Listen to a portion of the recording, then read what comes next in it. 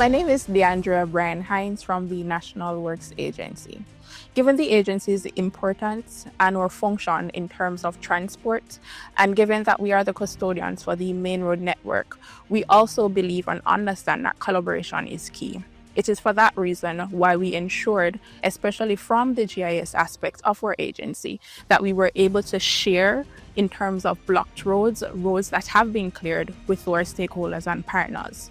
One such partner being the National Spatial Data Management Branch and also NERGIST. Additionally, we would have been collaborating with the Jamaica Defense Force and other entities as we saw it fit to aid post-recovery efforts. A major part in recovering from a major disaster is preparedness. And at the National Works Agency, we ensured that we had our main road network database up and ready to go. We would have had all our roads mapped and listed, and we also had classifications for our road. We had Class A, Class B, Class C. Our Class A roads have provided to be or proved to be the main importance for us in terms of interconnectiveness through the different parishes. As reports came in from our field teams, each report and each incident were matched and mapped against the road network. From that, we were able to prioritize which roads were of highest importance. This also helps us to facilitate the type of equipment to mobilize and have teams mobilize in a timely manner.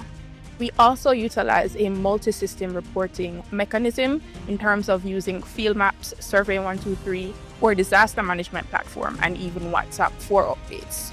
GIS has therefore assisted the National Works Agency in terms of prioritization. It is through GIS that senior leadership teams would have had a full glance of what the status of our roads were, and it is through that we were able to deploy the right tools and teams to have our roads cleared as best as possible and as quick as possible.